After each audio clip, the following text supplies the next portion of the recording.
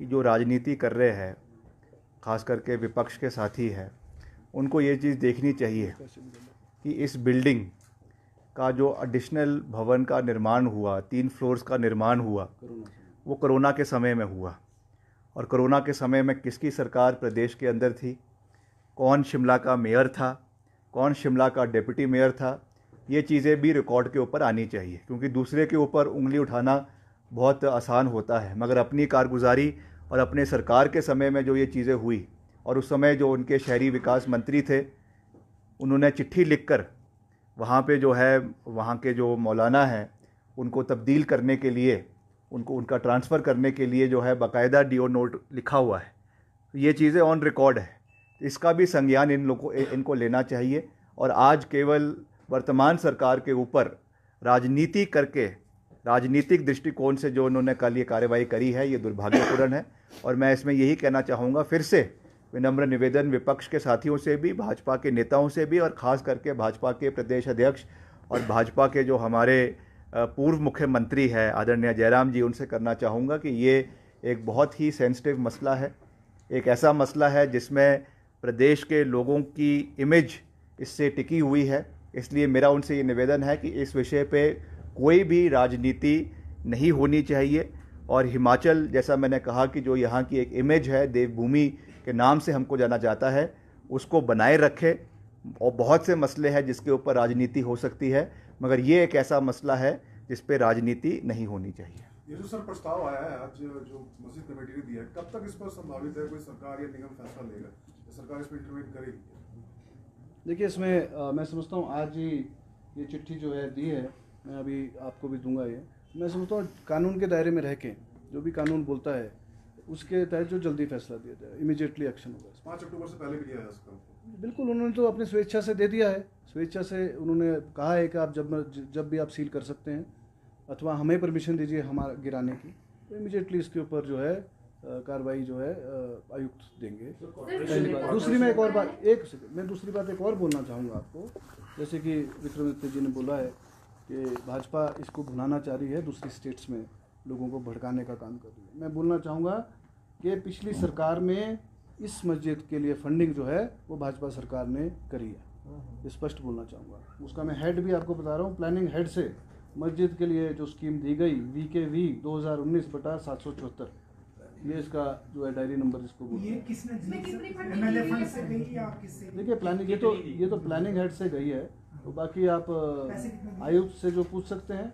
इसमें करीबन 2 लाख रुपए की मेरे पास अभी जानकारी है।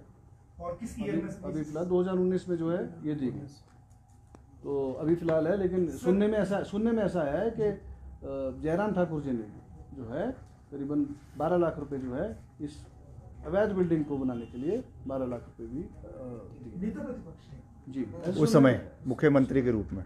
सर, पर्सनल दिए कि गवर्नमेंट के खाते से दिए? गवर्नमेंट जेब से तो कोई नहीं देगा। उनके वो सिर्फ हम लोग ही दे सकते हैं जेब से, उनमें इतनी क्षमता नहीं है। हमारे सिर्फ मुख्यमंत्री जो है 51 लाख रुपए उन्होंने अपने जेब से दिए थे, आप सबको पता है आपदा में। तो इतना जो दिल है वो केवल कांग्रेस वाले। 2 लाख रुपए अलग थे, 12 लाख रुपए अलग थे, ये कह रहे हैं? जी, 2 लाख रुपए की तो मेरे पास बिल्कुल पुख्ता जानकारी है। ये प्लानिंग हेड से गए हैं, लेकिन रिकमेंडेशन किसकी थी वो आपको देखनी पड़ेगी। तो कोई सबक होते हैं फ्यूचर के लिए, हमारे लिए भी, सभी के लिए एज अ स्टेट। मेरे पास 2 क्वेरीज हैं आप दोनों के लिए जो मिनिस्ट्री से रिलेटेड है। पहली तो ये कि जो यूडी मिनिस्टर से रिलेटेड है सर, वो ये कि जो ये क्या ये सच है, मैटर ऑफ रिकॉर्ड है कि जो जेई कंसर्न थे जिन्होंने फेक पार्टी क्रिएट की इस मस्जिद के लिए, एंट्री जब रिकॉर्ड में हुई, ये किसने बनाई? और वही व्यक्ति जब प्रमोट होके बाद में बन गया, उसने अपने कोर्ट में उसको ले लिया ताकि बाहर चीजें ना जाए, क्योंकि सबजुडिस जब होता है तो मीडिया के जुरिस्डिक्शन से भी थोड़ा सा मामला हट जाता है। और अब ये मामला यहाँ तक पहुंच गया, 14 साल फेक पार्टी पर ही केस चलता रहा। क्या ये सही है कि वही व्यक्ति है जो जेई था और बाद में ये एक क्वेरी है? और आपसे रिलेटेड अनुरोध जी ये है कि जो मलियाना में केस हुआ, जो आपकी कंस्टिट्यूंसी में हुआ, क्या उसमें इंक्वायरी में ये चीज निकली है कि जो मुख्य आरोपी है वो किसी और नाम से शिमला आया था? आप बोलो। देखिए, जो मलियाना का आपने जिक्र किया, उसमें 6 लोग जो हैं वो नामजद थे, और सभी जो है एक अलग समुदाय के लोग थे। जिसमें 2 नाबालिग थे। और ये बिल्कुल ठीक बात है कि अलग नाम से जो है वो यहाँ पे रह रहे थे ये। और कई इंस्टेंस ऐसे भी हैं हमने देखे हैं कि नाम जो है वो निक नेम होता है। जैसे मेरा भी निक अनिरुद्ध सिंह तो मेरा असली नाम है, लेकिन निक नेम मेरा जो है दूसरा है, कई होता है। तो और दुकानों पे नाम भी जो है अलग अलग है, मैं समझता हूँ। हाँ, तो यही जो है आने वाले समय में जो वेंडर्स पॉलिसी होगी, केवल वेंडर्स पॉलिसी नहीं होगी, मैं बोलना चाहूँगा कोई घर में अगर किसी को अपना हाउस होल्ड रखेगा, हालांकि सर्कुलर जारी होते रहते हैं बीच बीच में डिपार्टमेंट के, चाहे अपना सेल्समैन कोई रखे, चाहे कोई अपने दुकान के घर में कोई आदमी रखे काम करने के लिए, चाहे अपना मज़दूर रखे। यहाँ पे लोग बहुत लोग जो है बाहर से प्रवासी लोग जो हैं मजदूरी का काम भी करते हैं यहाँ पे, कोई अपना ठेकेदार मजदूर रखे। और तो ये सब कुछ जो है मैं समझता हूँ इस सब की जो है एक वेरिफिकेशन होनी चाहिए। मैं आपकी लाइट में एक और बात डालना लूँगा। भाजपा सरकार के समय में यहाँ पे म्यूनिसिपल कॉरपोरेशन में अगर म्यूनिसिपल कॉरपोरेशन की अगर बात करेंगे तो आपके माध्यम से मैं बताऊँगा, मैं आपको आपके ही अखबारों का वो दूँगा कि यहाँ पे प्रवासी लोग आए थे यहाँ पे, और उसमें से प्राइवेट कंपनी जो है आउटसोर्स कंपनी के तहत रखे गए थे। बाद में पता चला था कि वो इस देश के ही नहीं है। ये लोग भी ये बात आप लोग वो बीजेपी सरकार के समय में है वो, उसमें उस टाइम जो है अमित कश्यप जी डीसी हुआ करते थे और भाजपा की सरकार थी, और उन्होंने इसको मामले को जो है उस टाइम दबा दिया गया था, क्योंकि अपनी बातें तो बताते नहीं ये लोग, इन लोगों का आरोप केवल आरोप लगाने होते हैं। मैं वो भी अभी आपको हैंड ओवर अभी आपको आप ही की न्यूज़ में कर रहा हूँ।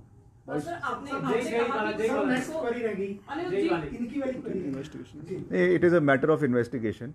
अगर ऐसा कुछ लगेगा कि कोई भी अधिकारी म्यूनिसिपल कमेटी का, म्यूनिसिपल कॉरपोरेशन का या अर्बन डेवलपमेंट डिपार्टमेंट का, if he is found कॉम्प्लिसेंट with the concerned parties, then departmental inquiry will be initiated against them and action will be taken against the erring officials as per law and as per the provisions of the rules. Aniruddh ji, आपने कहा कि कुछ लोग इसको communal रंग देने की कोशिश कर रहे हैं। आपने भी तो विधानसभा सेशन में रोहिंग्या मुसलमानों का जिक्र किया था, जिसके बाद पूरे देश में चर्चा छिड़ गई। आपको नहीं लगता कि आप भी इसके लिए इक्वली रिस्पॉन्सिबल है या आपका स्टैंड इसके लिए रिस्पॉन्सिबल? और अनिरुद्ध जी, इसमें ही एडिशन में एक और है, आपने कहा कि कुछ लोगों ने शुरुआत करके पीछा छोड़ दिया। जब पहला और दूसरा धरना हुआ था, काउंसलर उसमें आपकी पार्टी के भी थे। जब विरोध हो रहा था अवैध मस्जिद का, पहली बार जिक्र आया था, आपकी ही पार्टी के काउंसलर संजौली में थे। देखिए ऐसा है, मैं बोलना चाहूँगा आपको, जो आप लोगों के जो जवाब देना चाहूँगा कि ये मुद्दा कहीं भी हमने ये नहीं बोला था कि अवैध मस्जिद।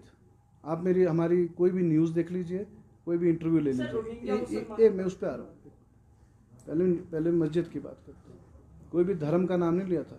It was all about legal buildings and illegal buildings, मामला ये था। उसमें हमारे कांग्रेस का, और मैंने पूर्ण जिम्मेवारी ली थी। आपने विधानसभा में मेरा विधानसभा का मैं आपको अपना अभिभाषण जो मैं आपको यहाँ भी दे सकता हूँ, it was all about legal and illegal buildings end of street vendors policy, उसके ऊपर हमने बात करी थी। रही रोहिंग्यास की बात जो मैं आपको कर रहा हूँ कि रोहिंग्या, आपको पता है रोहिंग्या कौन है? आप ही बता दीजिए मेरे को कि किसको बोलते हैं, कहाँ से आए थे वो? म्यांमार से संबंध रखते हैं वो लोग आए थे, जो बाद में जो है देश की सिक्योरिटी एजेंसीज आए दिन छापती हैं, आए दिन रिपोर्ट देती है, और इसके लिए दोषी 10 साल से प्रधानमंत्री जी हैं। अगर वो इस बात को सवाल उठाएंगे तो कंट्रोल करना बॉर्डर के ऊपर वो उनका काम है, सेंट्रल एजेंसीज का और सेंट्रल गवर्नमेंट्स का काम है वो। हम तो सिर्फ अपनी शंका जता रहे हैं, हमने ये नहीं बोला था, हमने शंका जताई थी क्या ये हुए, तो वो इन्वेस्टिगेशन का एक पार्ट था। तो ये तो आपके आइडेंटिटी कार्ड से ही चलेगा पता आप कहाँ पे। अनिरुद्ध जी, आपका रिकॉर्ड की बात कर रहे हैं, जरा ये भी बता दें कि मस्जिद बनाने की परमिशन किसने दी थी? क्या अधिसूचना है आपके पास इसकी? देखिए मस्जिद जो है कागजों में जो है वो 1 मंजिल की थी, उसके ऊपर बनाने की परमिशन किसी ने नहीं दी थी। तभी तो इलीगल कहलाएगी ना। जो म्यूनिसिपल कॉरपोरेशन ने जवाब दिया है विधानसभा के अंदर, उन्होंने बोला है 4 मंजिल अवैध है, और 2010 से शुरू हो रही थी और 44 पेशियाँ लग गई है, और करीबन 6327 स्क्वायर फीट जो है वो इलीगल पाई जा रही है, क्या एज पर रिकॉर्ड। क्या उन लोगों पर भी कार्रवाई होगी जिन्होंने 4 मंजिल बना दी? क्योंकि 2010 से लेकर ये काम होता रहा, चाहे नगर निगम की नज़र की बात कर लें या अधिकारियों की बात कर लें, जिन्होंने इस तरफ ध्यान नहीं दिया। 5 मंजिलें बन गई, 1 मंजिल की और परमिशन। दूसरा सर, सरकारी पैसे से अवैध निर्माण हुआ। अब अगर ऐसा है कि पिछली सरकार ने पैसा दिया है, सरकारी पैसा दिया है, देखिए this is a part of investigation, this is a part of investigation कि किसने गलत काम को, न केवल मैं इस बिल्डिंग की बात कर रहा हूँ, और बिल्डिंग्स भी पूरे हिमाचल में हैं, चाहे वो टीसीपी के अंदर हैं, चाहे वो म्यूनिसिपल कॉर्पोरेशन के अंदर है, नगर परिषद के अंदर है। इस बिल्कुल चेक करा जाएगा कि किसके समय में अवैध निर्माण हुआ है और उसकी जवाबदेही जो है वो तय करी जाएगी। अनिरुद्ध जी, आपने एक बात और कही थी कि जिसका जो मालिकाना का हक है वो सरकार का है, इसे वापस ले लेना चाहिए। अब क्या स्टैंड है आप? मेरा स्टैंड तो ऐसा है कि बिल्कुल जो हिमाचल प्रदेश की संपत्ति होती है वो मेरी भी नहीं हो सकती।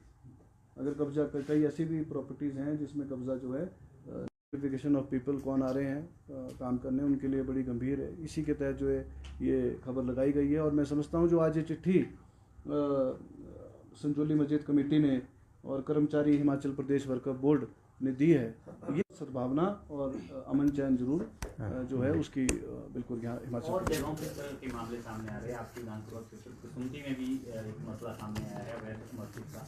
मंडी में भी एक बात सामने आई है, वहाँ पर भी अवैध मस्जिद है। तो क्या सरकार कोई अब इस तरह का नियम कायदे बनाएगी कि इस तरह की गतिविधियाँ ना बढ़े, इनको भी लगाम लगाई जाए जो बनी? एक तो आप बोल करके बड़ा पूछते हैं। मैं समझता हूँ कोई भी धार्मिक संस्थान हो, ये मैंने विधानसभा में भी बोला था, कोई भी धार्मिक संस्थान हो, वो किसी भी समुदाय का हो, रख के उसमें पैसे इकट्ठे करना शुरू कर देते हैं, ये तो गलत बात है। मैं समझता हूँ प्रॉपर प्रोसीजर्स एंड परमिशंस जो है, किसी हिंदुस्तान सेकुलर कंट्री है और कांग्रेस पार्टी भी बिल्कुल सेकुलर पार्टी है, सभी धर्मों का सम्मान करती है, सभी समुदायों का सम्मान करती है। और मैं समझता हूँ कि देखिए ऐसा ना उनसे पूछ के तो मुझे गर्व है कि मैं हिंदू हूँ। संबित पात्रा जी के बोलने से नहीं मैं हिंदू विरोधी बनूंगा या हिंदू के पक्ष में रहूँगा। तो संबित पात्रा जी अपने काम से मतलब रखें, मैं समझता हूँ। अनिरुद्ध जी, ये जो मस्जिद की चिट्ठी का जिक्र हो रहा है, अब जिस तरह से संजौली से स्ट्रीट वेंडर एक बार उठ चुके हैं, शिमला में ऐसी बहुत सी जगह हैं जहां अभी भी स्ट्रीट वेंडर्स बैठते हैं, लड़ाई झगड़ा होता है। तो क्या आप सारे के सारे ही तह बाजारी उठा दिए जाएंगे और जब तक पॉलिसी नहीं बनती उसके बाद प्रॉपर वेरिफिकेशन से ही दोबारा बिठाए जाएंगे? तब तक सरकार का क्या आदेश रहने वाला है?